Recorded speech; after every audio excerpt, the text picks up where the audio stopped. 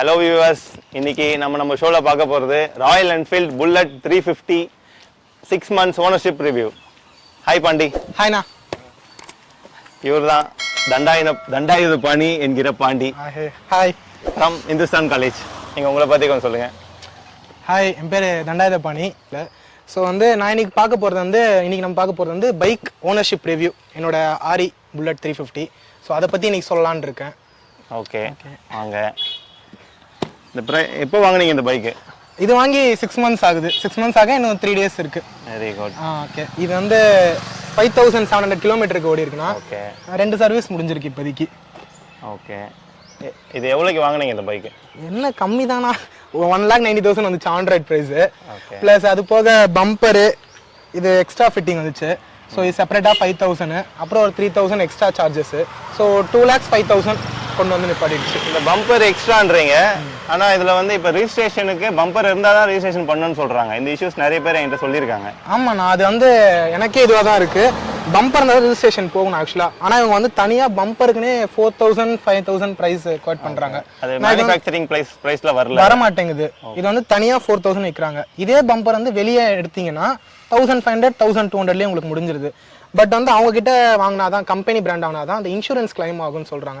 So நமக்கு வேற possible ways நம்ம அங்கே தான் வாங்கி ஆகணும்னு கொண்டு வந்து நிறுத்திடுறாங்க. சரி, இப்போ நம்ம பைக்கோட ஸ்பெக்ஸ் பார்த்துடலாம். பார்க்கலாம். ஹெட்லேருந்து வந்துடலாம். ஹெட்லைட் ஹாலோஜனா இல்லை எல்இடி? ஹாலோஜன்னா, full and full halogen setup தான். ஓகே, விண்டேஜ் இண்டிகேட்டர் எல்லாமே ஹாலோஜன் செட்டப். ஓகே, ஃபோக்ஸ்லாம் forks telescopic fork, single ABS, disc brake both front and back. front and back. instrument cluster இல்ல, இது analog தான். analog இது. ஓகே, இது kick start இல்ல இது electric start, ES variant னு சொல்லுவாங்க இது பேரு. இதுக்கு முன்னாடி வேரியன்ட் kick start variant. அது இந்த சைடுல பேட்ஜ் வச்ச மாதிரி வரும் உங்களுக்கு. இது நெக்ஸ்ட் வேரியன்ட். இதுல மொத்தம் 3 வேரியன்ட் இருக்கு. 3 வேரியன்ட் இருக்கு. கிக் ஸ்டார்ட்டுக்கும் இதுக்கும் 10,000 டிஃபர் வருது பிரைஸ். அது 1,80,000 ஆண்ட்ராய்ட்னா இது 1,90,000 வந்துச்சு. ஓகே, சிங்கிள் சீட் இதுல. ஆமா, சிங்கிள் சீட். ஓகே, பேக் ஹெட்ல இது பிரேக் லைட், இண்டிகேட்டர் எல்லாமே ஹாலோஜன். டேஞ்சர் லைட் எல்லாமே ஹாலோஜன். நம்ம இப்போ வண்டியோட பாசிட்டிவ்ஸ்லாம் தெரிஞ்சுக்கலாம். நீங்க சொல்லுங்க, உங்க 6 monthsல உங்களோட எக்ஸ்பீரியன்ஸ் எப்படி இருக்கு? உங்க கம்ஃபர்ட், ஆமா, உங்க மைலேஜ், மெயினா மைலேஜ்லாம் பாத்தீங்கன்னா கண்டிப்பா நம்ம ஆரி எடுக்க முடியாது. Okay, aari mileage 32 to 33 kilometres. ஒரு கொஞ்சம் லாங் ஹைவேல போகும்போது ஒரு 35 ல 36 கிலோமீட்டர் எனக்கு தருது. எப்படி நீங்க மேனேஜ் பண்றீங்க ஃபியூல் காஸ்ட்லாம்? இப்போ இருக்கிற ஃபியூல் காஸ்ட் மேனேஜ் பண்ண, வண்டி பிடிச்சி எடுத்துட்டேன். ஸோ இதுக்கெல்லாம் நான் தான் பண்ணி ஆகணும். ஸோ வண்டி எடுத்தாலே ஒரு கெத்து இல்லை. ஸோ அதுக்காக கிளாசிக் இருக்கு, கிளாசிக் ரீபான் இருக்கு, ஹிமாலயன் இருக்கு, இன்டர்செப்டார் இருக்கு. இவ்வளவு வெஹிக்கிள் இருந்தோம், நீங்க இந்த வெஹிக்கிளை சூஸ் பண்ணீங்க? எனக்கு என்னன்னா புல்லட் ரொம்ப பிடிக்கும், கிளாசிக் ரொம்ப பிடிக்கும் ராயல் என்ஃபீல்ட்ல. பட் இப்போ கிளாசிக் நிப்பாட்டிட்டாங்க ரீசெண்டா. இப்போ 2022ல ரீபார்ன் வந்திருக்கு கிளாசிக். ஸோ அதோட லுக்கு நல்லா இல்லை. இது பழைய விண்டேஜ் லுக்கு புல்லட்னாலே. ஸோ எனக்கு அதான் பிடிச்சிருந்தது. சிங்கிள் சீட்டரு, கம்ஃபர்டபுள் உங்களுக்கு நல்லா இருக்கும். அதுவும் இல்லாமல் இப்போ கிளாசிக் ரீபார்ன்ல உங்களுக்கு அந்த டிஜிட்டல் மீட்டர் கொடுத்துருக்காங்க. ஸோ அதான் அந்த புல்லட்டுக்கு டிஜிட்டல் இதுல பாத்தீங்கன்னா ப்ளூடூத் இருக்கு, சார்ஜபிள் சார்ஜ் போர்ட் இருக்கு, சார்ஜிங் போர்ட் இருக்கு, அப்புறம் நிறைய அடிஷனல் ஃபீச்சர்ஸ்லாம் இருக்கு. அதெல்லாம் உங்களுக்கு பெருசா இன்ட்ரெஸ்ட் இல்ல. உங்களுக்கு விண்டேஜ் மாடல் தான் வேணும். இதுதான் வேணும் உங்களுக்கு. வேணும். உமே கிங் இஸ் கிங் இல்லையா? சோ சரி, சீட் கம்ஃபர்ட் எப்படி இருக்கு உங்களுக்கு? சீட் கம்ஃபர்ட்னா இது சிங்கிள் சீட் தான். இது உங்களுக்கு லாங் ரைடுக்கும் சரி, டிராஃபிக் ரைடுக்கும் சரி ரொம்ப கம்ஃபர்டபுளா இருக்கும். இல்ல பாத்தீங்கன்னா உங்களுக்கு அப் டு 3 மெம்பர்ஸ் வரைக்கும் உட்கார்ந்திருக்கலாம். 3 மெம்பர்ஸ். நான் காலேஜ் போகும்போது ஃப்ரெண்ட்ஸோட 3 மெம்பர்ஸ் தான் நான் போறது. சோ 3 மெம்பர்ஸ் ரைட் பண்ண கூடாது, நீங்க ரைட் பண்ண கூடாது. சோ ஃப்ரெண்ட்ஸோட போறது இல்லையா? அந்த மாதிரி மோட்டிவேஷன் தராதீங்க. புல்லிங் பவர் நல்லா இருக்கு, எவ்வளவு ஹெவி லோட் இருந்தாலும். புல்லிங் பவர்னா நல்லா இருக்கு. 3 மெம்பர்ஸ் 100 கிலோமீட்டர்லயோ 90 கிலோமீட்டர் ஸ்பீட்ல போகும்போது உங்களுக்கு அந்த கிலோமீட்டர் ஸ்பீட் மெயின்டைன் ஆகுது. அந்த 3 மெம்பர்ஸ் அவாய்ட் பண்ணுங்க. 2 பேர் போகும்போது 2 பேரும் ஹெல்மெட் போடுங்க. தெரியும்ல, இப்போ டிராஃபிக் போலீஸ் செக் பண்ணிருக்காங்க சென்னையில. கண்டிப்பா. ஓகே, கண்டிப்பா மெயின்டைன். அப்புறம் இந்த வெஹிக்கிள்ல வேற என்ன உங்களுக்கு ரொம்ப பிடிச்சது ஸ்பெஷல்? இது வைப்ரேஷன் எந்த மாதிரி இருக்கு இதுல? வைப்ரேஷன் பெருசாலாம் ஒண்ணும் இல்ல. நம்ம ஒரு 110 கிலோமீட்டர் ஸ்பீட்ல போகும்போது தான் உங்களுக்கு அந்த வைப்ரேஷன் மைல்டா உங்களுக்கு காட்டும். மற்றபடி டிராஃபிக்லயும் சரி, அந்த ஹைவே இதுல போகும்போது சரி, உங்களுக்கு நார்மலாவே இதுவாகும். Okay, fine. சரி, வேற என்ன மாதிரி பாசிட்டிவிட்டிஸ்லாம் உங்களுக்கு ஃபீல் ஆகுது? பாசிட்டிவிட்டிஸ் என்னன்னா, பிரேக்கிங் ரேஞ்ச் எப்படி இருக்கு உங்களுக்கு? பிரேக்கிங் நல்லா சாலிடா பிடிக்குது உங்களுக்கு. நல்லா ஸ்பீட்ல ஒரு 90-100 கிலோமீட்டர் ஸ்பீட்ல போனாலும் உங்களுக்கு ஃப்ரண்ட் பிரேக்லயும் சரி, பேக் பிரேக்ல டிஸ்க்னால உங்களுக்கு கரெக்டா கன் மாதிரி பிடிக்குது உங்களுக்கு. இதுல என்ன ஒரு டிஸ்அட்வான்டேஜ்னா பேக் டயர் வந்து உங்களுக்கு சின்னதா இருக்கு. ஸோ வந்து நீங்க ஸ்பீடா போய் பிரேக் அடிக்கும் போது உங்களுக்கு ஸ்கிட் ஆகிற வாய்ப்புகள் இருக்கு. ஸோ அது ஒன்று.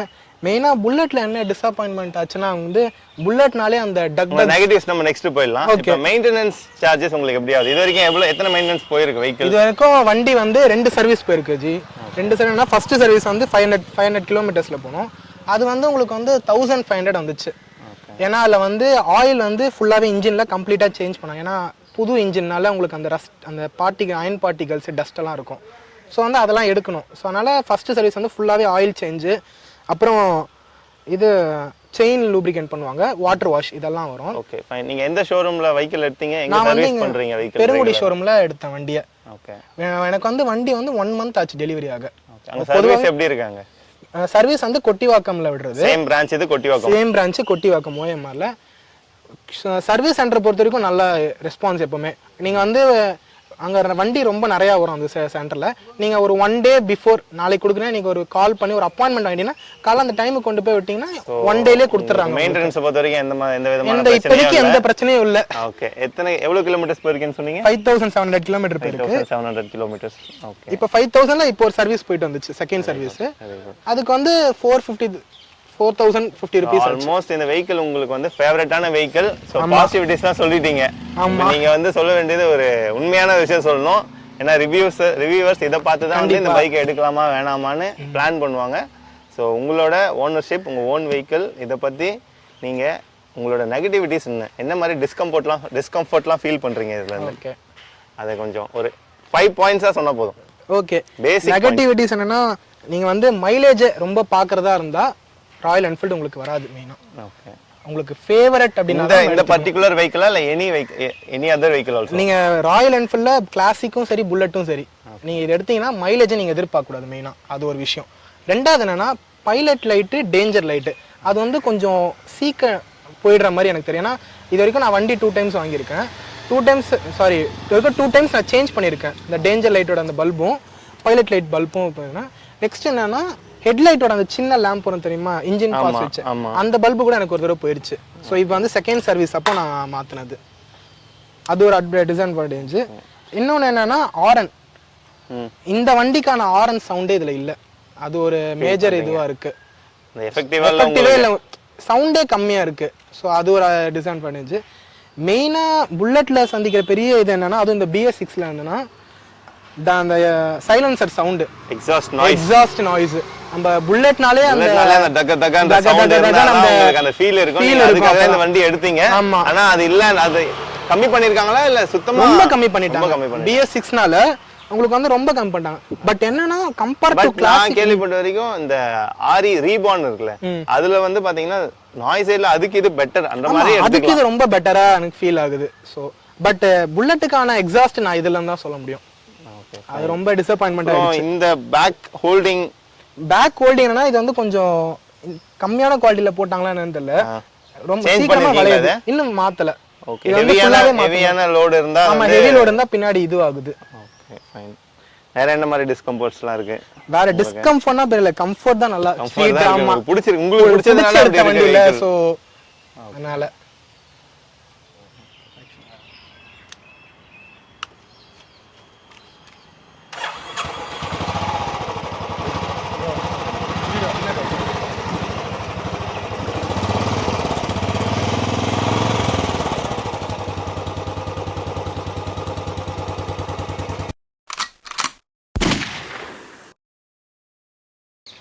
Come on Pandey, let's go on the bullet.